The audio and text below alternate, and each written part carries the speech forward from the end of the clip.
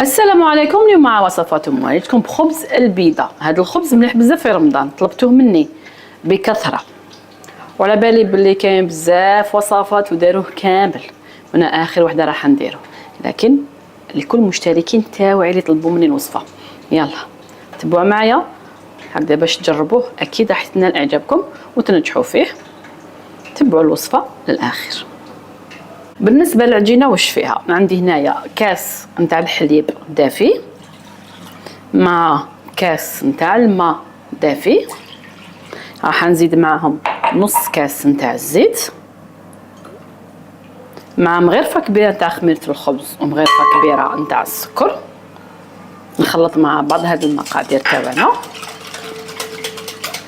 بعد نزيد عليهم الملح هكذاك واحد المغرفه صغيره نتاع الملح معمره. نخلط كلش ونبقى نزيد في الفرينه حتى تلملي العجينه اللي تكون طريه، العجينه يعني ما نشفوهاش بزاف.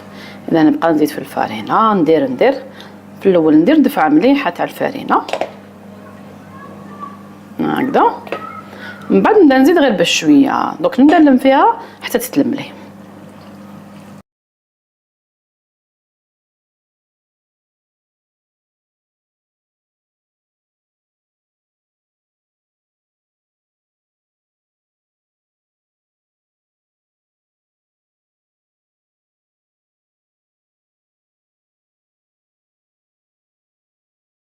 اذا هاي العجينه تحصلنا عليها، لاحظتوا الطريقه يعني نلم وندلك في نفس الوقت. العجينه لازم نخلوها شويه تلصق، ماشي بزاف لكن تحسيها انها شويه تلصق في اليد. واش راح نديرلها هنا؟ نحبسوا شتو لميتها فقط، يعني دليك يا ربي دقيقه. من بعد نغطيه بكيس بلاستيكي، يعني هذه المرحله لازمه في اي خبز ولا في اي معجنه، ونخليه يرتاح على الاقل نص ساعه حتى تشوفيه خمر، ولا على حسب الجو نتاع الكوزينه تاعك وعلى حسب الفصل اللي نكونوا فيه الصيف ولا الشتاء. نخليه يخمر نعاود نرجع لكم. بعد ما خمرت العجينه شوفوا كيفاش طلعت لي، خليتها يعني ضاعفت الحجم نتاعها.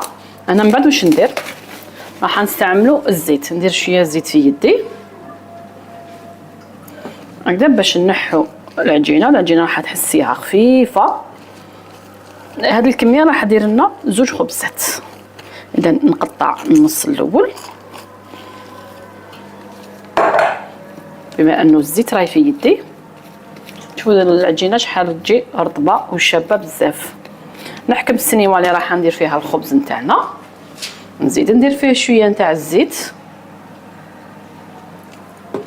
ونحط فوقه العجينه تاعنا بهذه الطريقه.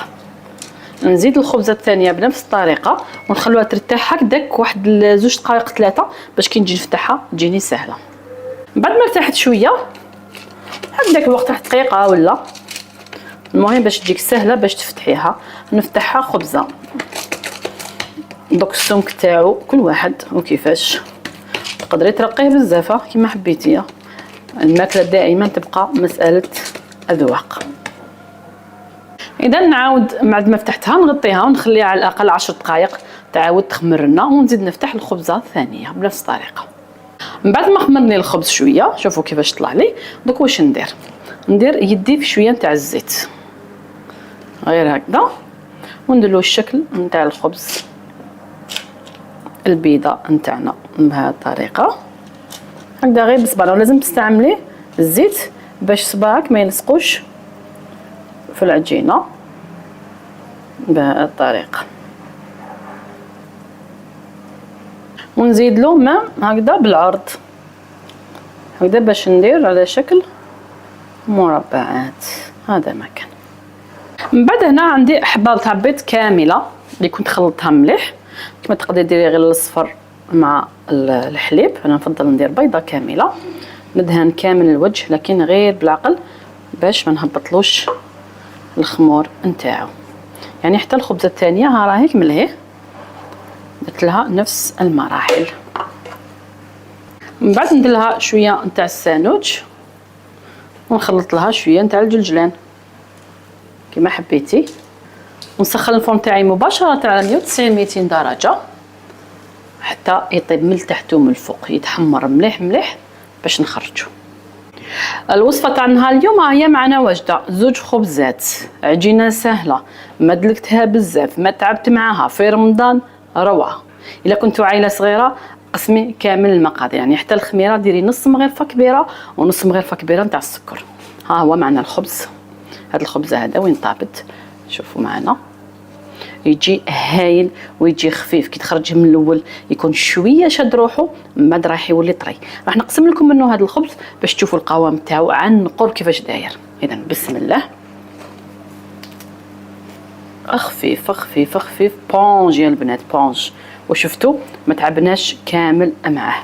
ها هو معنا الخبز نتاعنا، ما عليكم غير تجربوه، خاصة الأخوات يطلبوا مني الوصفة. ها هو خبز البيضة التركي معنا. جربوا الوصفة، وإلى الملتقى إن شاء الله مع وصفة جديدة، وإلى اللقاء.